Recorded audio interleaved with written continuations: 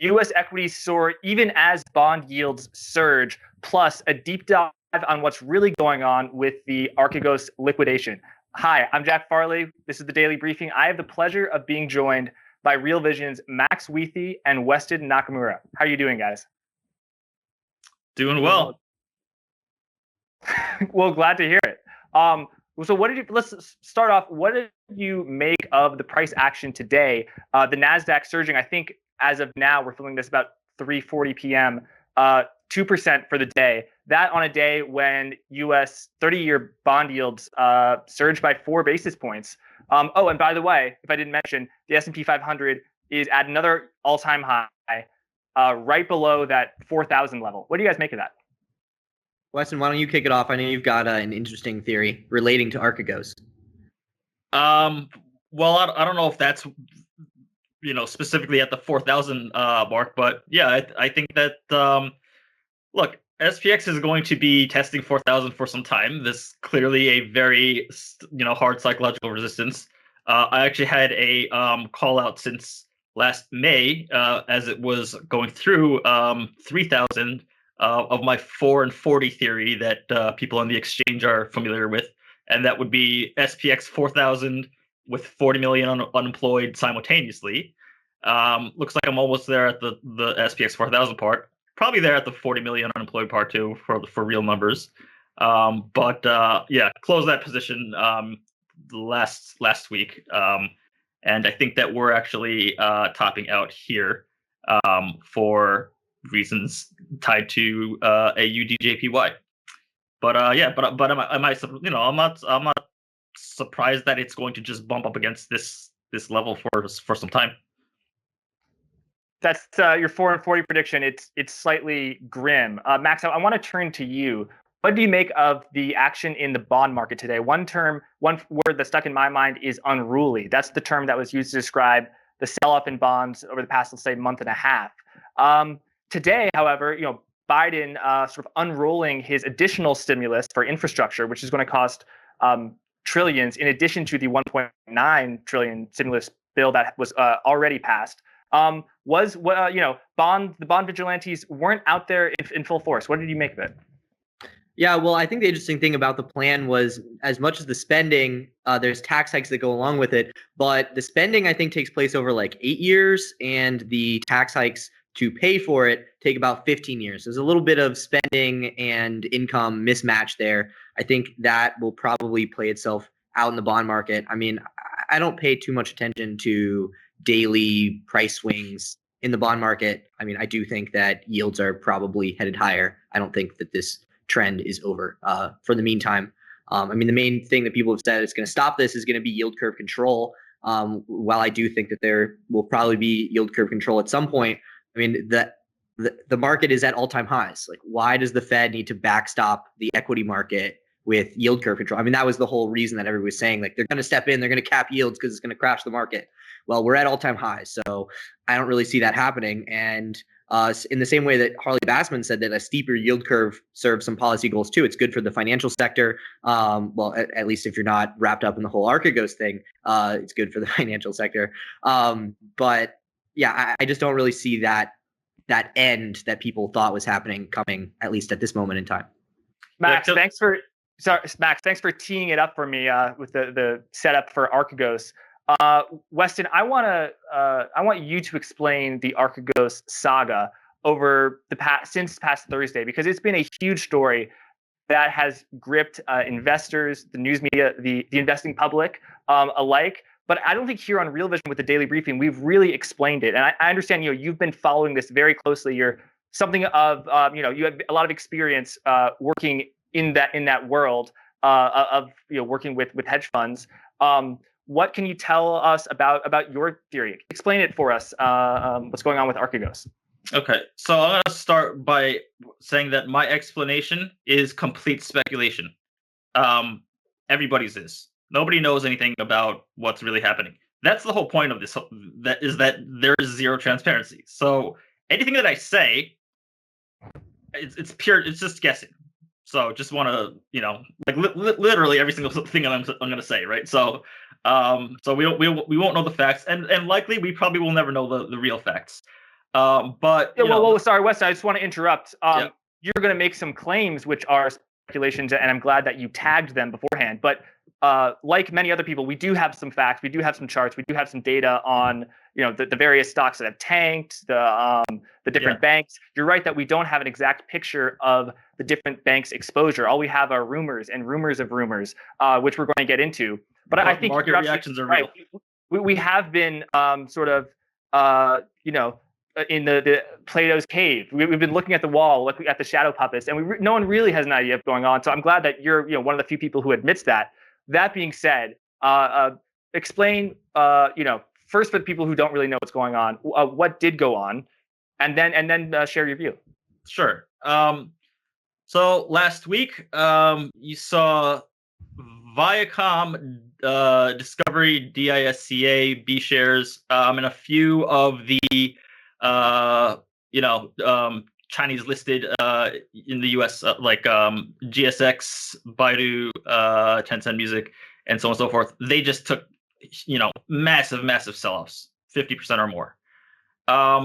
This is allegedly tied to a long-short fundamental equity hedge fund based in the United States, but with offices in Asia, specifically in Korea, called Archegos, and it's a tiger cub. So basically, Julian Robertson and Tiger Asset Management, and this gentleman named Bill Huang, who had pleaded guilty for insider trading back in 2012. It's his family office fund. Family office because of the fact that he's not allowed to take outside capital. This is actually... And Weston, sorry to interrupt. Can you just quickly tell people what a family office is for the people who don't know? A family office is a rich person's PA with employees. Personal account. Yeah. Yeah. It's basically like you're so rich that you don't have to work in the investment business anymore. You're retired. It means you don't have to exactly. You don't have to you don't have clients. You don't have other people's money. It's just your money. And therefore, that actually gives you some leeway. You don't have a mandate to that you have to stick by. You don't have to report anything to you're not going to obviously have any withdrawals, and you don't have to. Most importantly, disclosure is very different, and that actually worked in the favor of this fund. So basically, what happened was, these stocks plummeted, like absolutely plummeted, and especially on Friday of last week on massive volume. And what happened is that they're insanely leveraged. They were margin called for about 20 billion, and they could not come up with a margin, and so they were forced sellers of this. Now, by they, I don't mean Archegos, the fund itself. They were essentially pretty much done as it was. By they, I mean the prime brokers, for which right now there are 4 of them. There is Nomura Holdings, there's Credit Suisse, Goldman Sachs, and Morgan Stanley, that are kind of public. And then yesterday, what surfaced was MUFG from Japan as well. These are the people who a prime broker is basically your brokerage. It's your broker. If you're a hedge fund, right? They provide hedge fund concierge services. That includes stock loan and things like that as well. And that also includes things like if you want to trade, and if you don't want to necessarily, let's say, show up as a on a filing as a large holder of a company, you work with your prime broker and you can trade on swap. And this is exactly what this hedge fund was doing. What they were doing is they trade OTC on swap, over the counter on swap, and a swap arrangement is basically an agreement to trade where you have exposure to whatever security it is directionally, but you don't actually own the shares of it. You own a piece of paper that represents shares of it, and the prime broker is actually the one who owns the shares. So if you look at the top holders list, you won't find them there, even if they are a top holder, because you'll just see their prime brokers listed: Goldman Sachs, Morgan Stanley, Nomura, so on and so forth. And so essentially, this is how they were able to put on so much leverage without anybody knowing, because they're using each prime broker as if they were kind of a, their primary prime broker, and none of them have any idea about the other, competitor prime brokers that this hedge fund was taking on massive risk. They thought that they were all the ones who were, they were getting 100% of the, of the flow and of the, CFD contract for differences, or the total return swaps. And when it came to light that, this fund was not able to meet their margin, Credit Suisse and Nomura especially were really in trouble. And so they basically, apparently what they did was they called all of them together, the prime brokers, and they said, listen, we need to have a very orderly unwind of these positions. Okay, no like blasting the market, no scaring the market.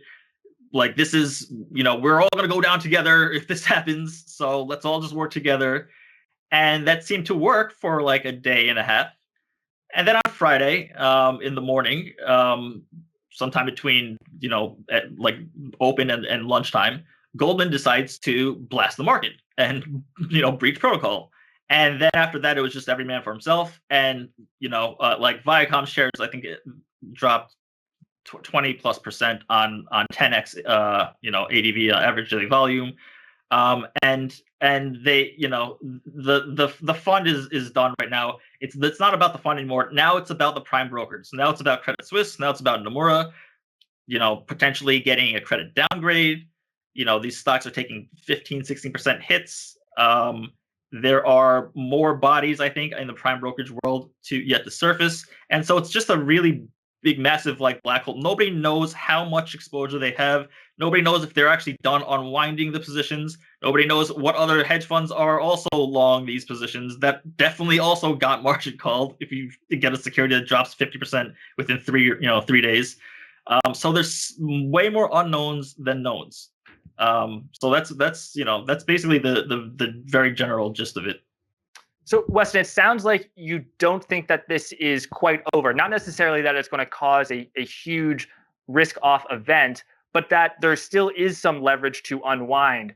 Can you tell us what do you think the signs are of that? Why do you think that? One thing that I've got my eye on is, I think, a chart we've already put up is the percentage appreciation since last Thursday of the stocks that were in Archegos' books, or that they were extremely leveraged to. So, the big players like Baidu and Tencent Music, but the other ones like GSX, TechDo, Viacom, Discovery. What's interesting to me, Weston, is we haven't seen a real recovery in that. Yes, we did have Discovery Class B shares surge a tremendous amount today. It's a very illiquid stock with, I think, only 300,000 shares or so that are even extant. But the fact that we have that flatness, you haven't had a rebound, especially in this market where every dip is to be bought. There's no such thing as a crash anymore. What what signs are you seeing that make you think that this could be systemic? And then also, what do you make of the flatness we've seen since the crash? They haven't recovered.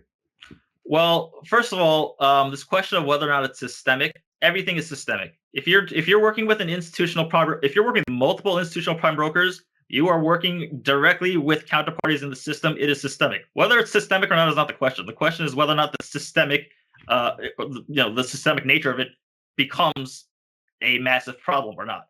But it is very much tied to the system.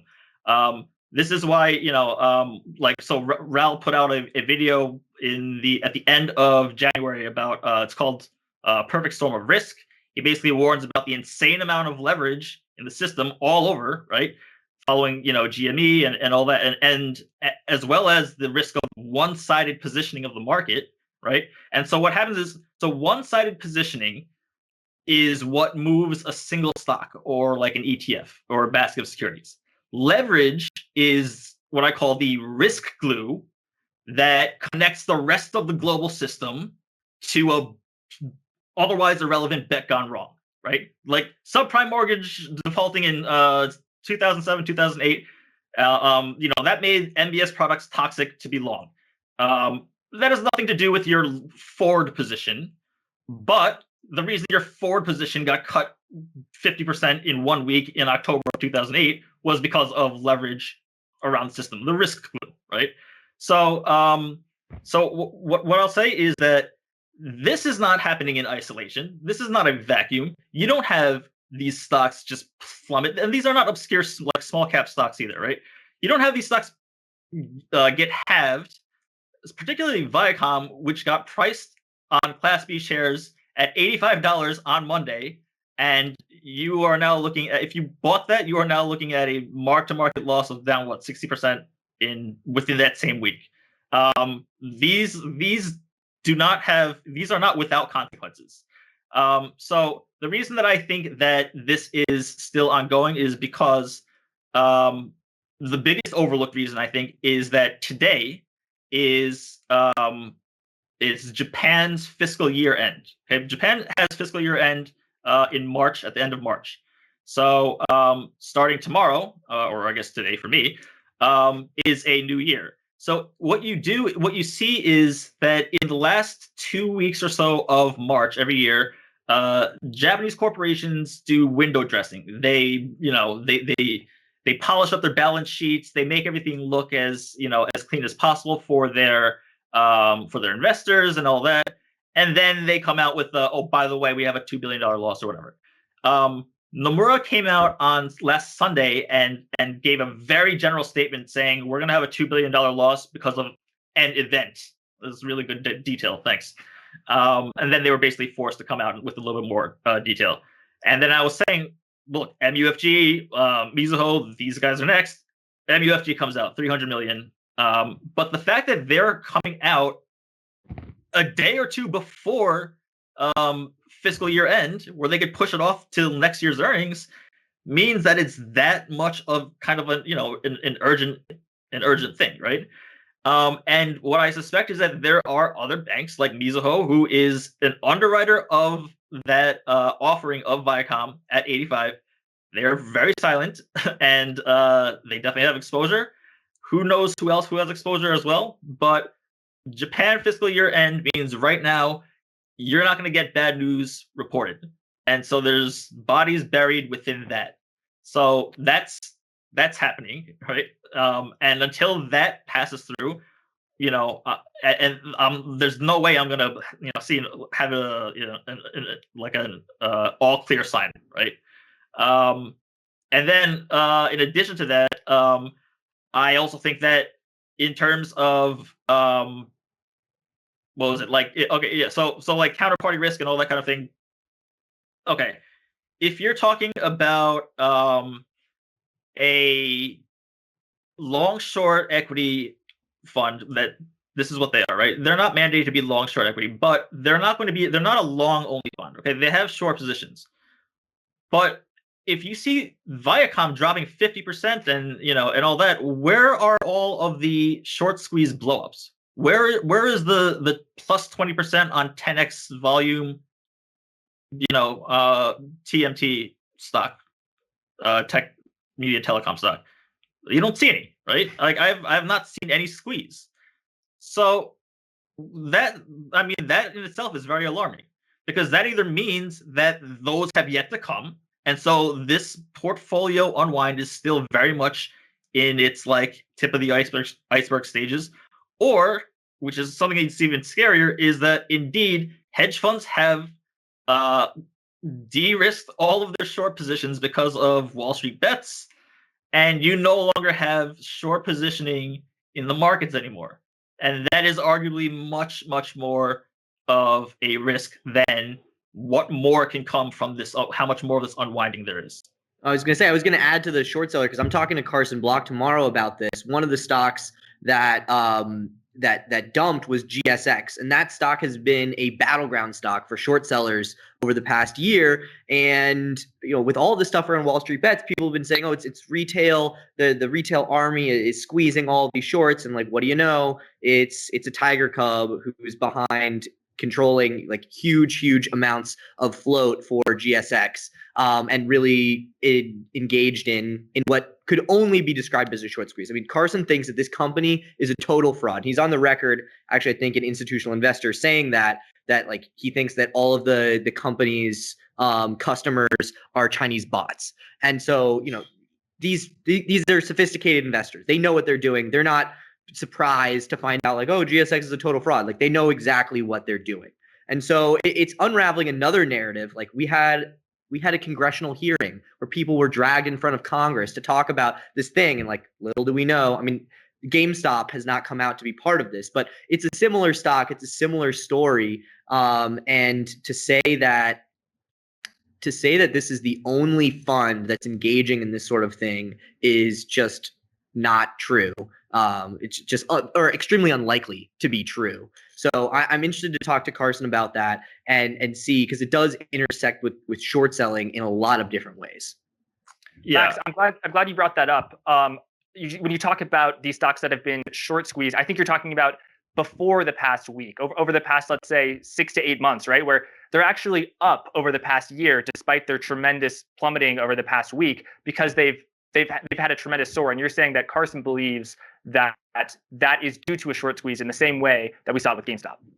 Yeah, and that the people behind it, who are probably also behind GameStop, like it's not like, yes, there was some retail interest in GameStop, but the idea that these same type of funds that look at GSX as an opportunity to short squeeze and to get long for non-fundamental reasons on massive leverage and to control huge amounts of float, why wouldn't they do that same thing on all of these other stocks that people have attributed to the retail army? Like, no offense to retail, but you're not $15 billion levered 5x. Like you're just not. So I don't think you have the same ability to move markets as these guys who are literally causing. I'm looking at Viacom, a company that is a $28 billion company now after losing 50%. So like that's serious moves that are happening because of this company. And that's one fund, or it could be more than one fund. I mean, Weston, do you think that this is the only fund being unwound at this moment in time? No, of course. Look, I don't know how much they're levered. They're obviously insanely levered. But yeah, like you said, you're not going to have, what is it, like over $100 billion worth of market cap. First of all, appreciate into the sell-off and then just disappear within a week on one fund, right? Because first of all, if it is one fund that's causing all of this, that's going to cause a potential credit down, or did cause a credit downgrade on Credit Suisse, and Nomura on a negative credit watch from S&P Japan, and you have the the cabinet secretary from Japan make a statement saying we are keeping an eye on this. The Financial Services Authority talking to the Bank of Japan saying we have our eyes on this. If one fund is causing that much ruckus, then my God, are we in trouble? Like, they're not the only ones who are going to lose money. So it's either that or you have other funds that are very much involved, and therefore other prime brokers. And again, this is the leverage glue, right? I refuse to believe that they're the only ones who went leveraged long these names. There are retail investors, and there are long-only asset managers, and there are pension funds, and there are leveraged hedge funds that were long these companies. It's, I mean, this is not a contrarian long. It was up 100% in a month, right? So there was definitely, there's definitely long positioning, and the fact that we don't hear about anybody else should be ringing alarm bells, doesn't it? Doesn't anyone find it strange that like, are they seriously the only ones that could possibly be long? And well, the way you put it was, if they are the only ones, that's fucking scary because one fund could cause this much damage. If they're not the only one and we're not hearing about it, that's scary because we're not hearing about it. Either way you slice it, it's not a good scenario. Exactly. And the thing is that we don't know what's going on with this one fund. If we don't even know what funds are positioned and are at risk and with who, I mean, this is just, that's why there's so much uncertainty from my end. That's why I'm saying everything is speculation. I'm trying to put the pieces together. But it's definitely, look, it's a very scary thing. And again, I'm going to go back to the lack of short positioning. If you have a market that is absent short positioning, that is very, very structurally dangerous. Short positions, I don't care who they are, what their agenda is, or whatever it may be. if you have short positions in the market and the market is, nosediving, you have an economic actor, you have an actor in the market who has an economic benefit to buy into a falling market in order to take profit. If you're long, you're buying into a falling knife. That's not good. But if if you have short positioning in the market, it acts as a stabilizer for markets in free fall. We are absent that, and that's very evident due to the fact that there are no short squeezes in this complete degrossing of the entire hedge fund industry, apparently, right? So it makes me think about, like, okay, January 20, the last week of January of this year, post GameStop week, that was a very historic week to end a historic month. So you have I think it was the 29th or the 30th of January. That was the highest cash equity volume traded in history ever. It was 15% higher than the next highest, which was in October of 2008. It was also the largest call option buying day in history. And then 7 of the last 10 most active call option buying days in history occurred in January of 2021. So there was a ton of that going on. And obviously that was pushing up the markets. But I also believe that there was a ton of short covering happening everywhere at the in the fundamental long short equity hedge fund land to degross their positions. And so that short covering was also contributing to a lot of the upside we saw earlier in this year. It was not buying of new positions. Of course, some of it was stimulus money and all that kind of thing too. But the institutional hedge fund community were closing up their shorts. I think that's what really was pushing markets higher. And now that they're out of them, you're seeing markets stall. I want to zoom in on call options in a sec, but Wes, if I gather, you're saying short selling can kind of act as a springboard, because when the market tanks, that actually generates cash for those who are short the market, and then they have cash to plow back in. But if people are levered long, then instead of getting a sort of short squeeze, you can get a long squeeze, which is, I think, how Tommy Thornton described it to me on Friday. I'm a little bit out of the loop, because I've been following closely up until the past month that the Goldman Sachs basket of most shorted stocks has done really well. But over the past month, I've sort of fallen out of that. How has the shorted interest evolved over the past month? Have we seen that dynamic continue? And I've got a question. I'll punt it to both of you, because Weston, I know you're a veteran in this world, and Max, I know you talk to a lot of big time short sellers. So either one.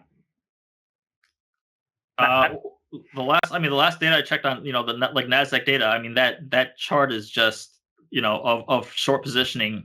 It's basically, it's leveled out for years and years and years, and then it just takes a hockey stick downwards. So, The positioning hasn't happened, but the success of shorts on some of their targets has changed. There has been a palpable change in the wind in the success of shorts targeting. I mean, mostly it's just like the shit SPACs and these companies like GSX, and partially because of an unwind like this, which is not the same thing as the market sort of repricing based off of fraud claims like most shorts would like, but it still matters that they are getting some momentum. So I'll be talking to Carson about that. One thing I want to bring up is we've been talking about this all as like a risk. This all about the risk, the downside potential here. But there's another angle that you could look at it, which is a lot of companies just went on sale.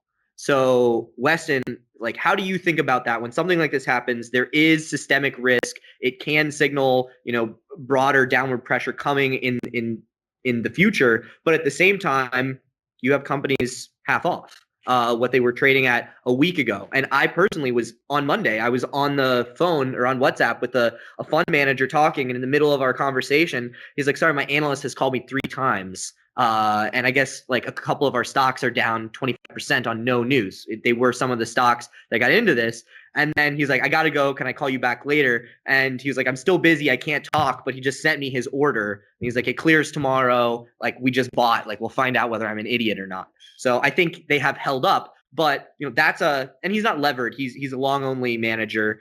So he's not levered or anything like that. But he did take that moment and say, this is a discount. Has anything fundamentally changed in my outlook? and he bought into that. So there is a completely other way to look at this that, yeah, if you're already long, it probably sucks if you bought that secondary offering of Viacom at 85. But if you didn't buy that secondary offering of Viacom at 85, I mean, you're looking at just an incredible discount, and on a bunch of other names too. If you were interested in participating, but 85 was a little too high for you, 50 might look good, right? Yeah. Like if all else equal, right? Which is the case. So when you hear about like traders are braced for Monday open, why are they braced for Monday open? Why? Because they're just curious? No, they're looking for an opportunity, right? Because they know that nothing has fundamentally changed about the company. It just got put on the sale rack, and this might be an opportunity to go long. Now, I'm not saying that therefore go long just anything that sells off, but when it's clearly a forced liquidation that is pushing the stock down, it's and it's something that you've been interested in, and you're thinking, okay, when the entire market pulls back, this is a time for me to be able to cherry pick. Well, you just got cherry picked in the market cherry picked for you. So that's what I would have said for years until 2 weeks ago or 1 week ago. Now this time is different. Here's why it's different, right? Like I said, in the absence of short selling, okay, this is a long short fund, and there are plenty of long short funds out there. They're not all of a sudden getting rid of having short exposure and being just directionally long the market. So I think that in the Archegos case right now, a lot of people are saying like, well, yeah, this looks concerning, but look at the broader index. Look at the Nikkei. It's green. It's fine. Everything's fine. Like everything seems very calm and orderly. VIX is under 20 and this and that, right? Here's what I would say to that. If you're a long short fund, you can't short stocks in the United States because of Wall Street bets. Okay, you'll get squeezed. You'll get death squeezed 20x, right? You'll get melted. They don't trade Europe. They're based in Korea, but you can't short anything on the Kospi exchange and the Korea stock exchange because Korea has a year-long short sell ban that's been in place. They are not allowed in Hong Kong, Singapore. So that only leaves Japan as the only active market that they are trading that they can short. There was one short squeeze on Rakuten, like that was about 2 weeks ago, and otherwise there was nothing. So what are they doing? Are they really just a long only fund? So I believe that they actually just became a kind of a normal hedge fund where they took a single stock long position and they shorted the index as a whole. And that's why you see on Friday when all this chaos was going on, you saw the indices and especially the Asia indices. So if you look at EWJ, which is iShares Japan, EWY, which is iShares Korea, for example, and SPY for that matter, they all ramp up into the close, like in the last 20 minutes of the into the close on cash close on Friday. Does somebody just get suddenly bullish Asia on a Friday afternoon? No, that's clearly looks like a part of this unwind, right? So when people say that markets look fine, take a look at the markets; they're green.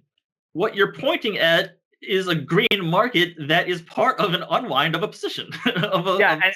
Weston, I'm glad you mentioned that. So you're saying that when a stock goes up, when the market pumps up, that can be a sign of an unwind as well because people were short the market, so they have to unwind that position. Weston and Max, this has been a phenomenal conversation. Unfortunately, we're running out of time, but I've got an invite to extend, at least to Weston, that we continue this conversation on the exchange. I feel like we really only have scratched the surface. I don't know if we've given the people at home a definitive answer, but when things are this murky, sometimes you don't need a definitive answer. Sometimes you just need a catalyst to learn more. And so I think this has been a very good conversation. And for people who are watching this on YouTube, can you please hit that like button? Actually, don't hit the like button. I want you to smash it. I want you to smash that like button, smash that subscribe button. And yeah, thanks to Weston and Max. I'm glad that you joined because as much as this sort of not chaos, but there's this turmoil that's roiling beneath, and it's unclear if it's been resolved yet. Is the unwind over? And no one really knows what's going on. At the same time, the S&P 500, hit an all-time high today and is flirting with 4,000. In fact, I'm going to check, is it at that 4,000 level? Nope, it hasn't hit it yet, but we're like 17 points off. So Max, Weston, thank you guys so much for joining, and we'll leave a link in the descriptions for Weston and I to talk about in the exchange. Thanks so much, guys. Thank you, Thanks Jack. a lot.